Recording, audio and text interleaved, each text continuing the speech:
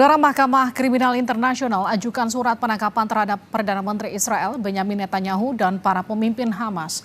Bagaimana ICC akan menangkap Netanyahu dan apa dampak dari perintah penangkapan ini? Bagi penyelesaian konflik di Gaza, kita akan sapa pakar hukum internasional Hikmahanto Juwana. Prof. Hikmah, selamat malam. Selamat malam. Prof. Hikmah, Anda menyatakan di salah satu laman online yang saya baca, ini ICC ini hanya sebagai lembaga penuntut, ia tidak punya kepolisian sendiri atau aparat untuk menangkap langsung, artinya tidak bisa langsung mengeksekusi. Ini jadi salah satu hambatan, lalu bagaimana nanti proses eksekusi bisa dilakukan?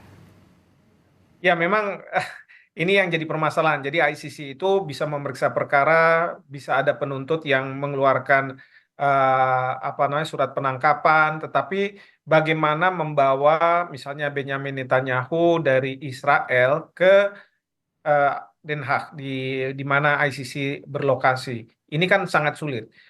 Sementara ICC tentu tidak memiliki polisi, ya, karena polisi itu ada di negara-negara. Nah, kalau misalnya ICC mau bekerja sama dengan polisi di Israel, pertanyaannya adalah apakah polisi Israel mau menangkap Netanyahu dan menyerahkan ke ICC? Tentu tidak, karena polisi Israel justru akan melindungi Benyamin Netanyahu dan mereka-mereka yang disebut oleh Karim Khan.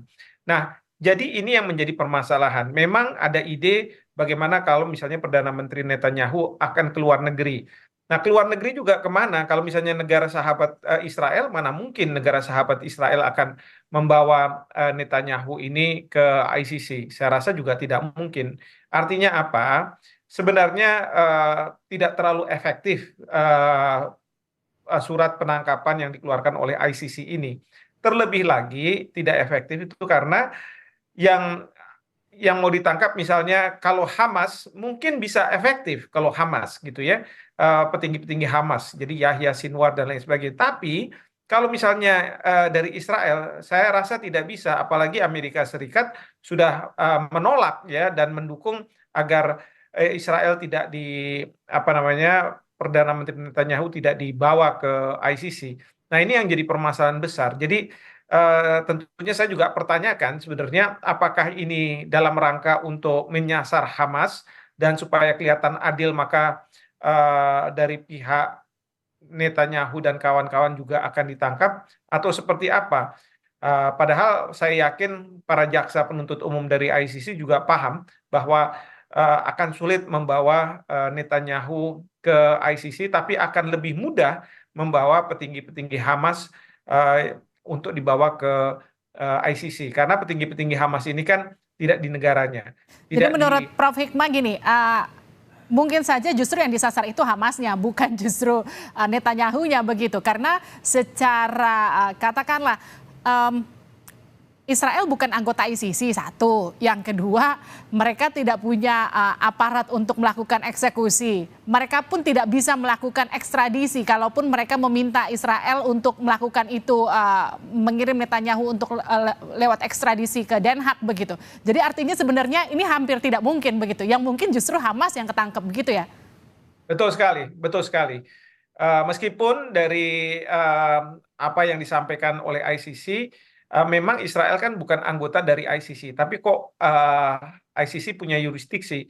Karena ICC mengatakan bahwa Palestina tahun 2015 meratifikasi statuta ICC, yang artinya Palestina itu diakui sebagai negara. Itu memang ada poin bagusnya, di mana Palestina diakui tidak hanya oleh UNESCO, tetapi juga sekarang oleh ICC. Tapi kemarin gagal untuk diakui sebagai negara di Perserikatan Bangsa-Bangsa. Tapi disinilah ditunjukkan bahwa Israel itu adalah bagian dari tanah Palestina. Israel itu dianggap sebagai tidak merupakan negara sendiri. Buktinya Perdana Menteri Netanyahu yang ada di Israel, yang ada di negara Israel tetap disebut oleh ICC untuk ditangkap seperti itu. Jadi itu ada positifnya ya kalau saya lihat dari surat penangkapan ini.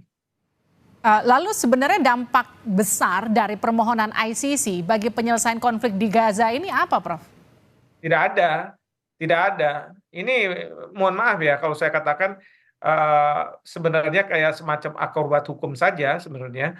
Mereka tahu bahwa ini tidak akan efektif, tetapi membuat Israel bereaksi, membuat Amerika Serikat bereaksi, ya, ya karena Israel mengatakan bahwa ini kan sebenarnya perang yang eh, punya legitimasi karena Hmm. mereka melakukan serangan hak untuk membela diri mereka karena ada serangan dari Hamas pada tanggal 7 Oktober.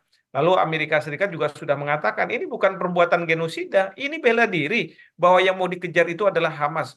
Bahwa sampai 34.000 orang meninggal mungkin dianggap sebagai collateral damage gitu ya. Yang menurut saya aneh juga. Masa yang mau dicari segelintir orang tapi yang kemudian menjadi korban meninggal sekian banyak. Itu menurut saya tidak fair, tidak proporsional seperti itu.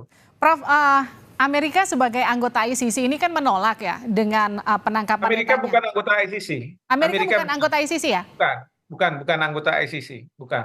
Oke, berarti memang artinya instruksi penangkapan yang dilakukan, yang dikeluarkan ICC ini bisa dikatakan lemah sekali ya, Prof? Betul sekali. Jadi Israel bukan anggota ICC, Amerika Serikat juga bukan anggota ICC, maka ICC mendasarkan diri dan memiliki yurisdiksi kewenangan karena ICC menganggap Palestina sudah meratifikasi dan kejadian ini kan di Gaza, di Palestina, Hmm. sehingga ICC mengeluarkan surat penangkapan itu untuk bisa menghadirkan Perdana Menteri Netanyahu dan tentu juga dari Hamas hadir di Den Haag untuk dilakukan penyelidikan dan kemudian kalau misalnya penyelidikan selesai diajukan tuntutan. Nah, di Oke. depan majelis yang ada di dalam ICC. Jadi seperti tadi Prof Hikmah katakan ini bagaikan akrobatik hukum tanpa penyelesaian yang jelas. Jadi sekedar pemanis saja begitu ya, Prof ya? Betul sekali. Terima kasih Prof sudah bergabung di Sapa Indonesia Malam. Sehat-sehat selalu.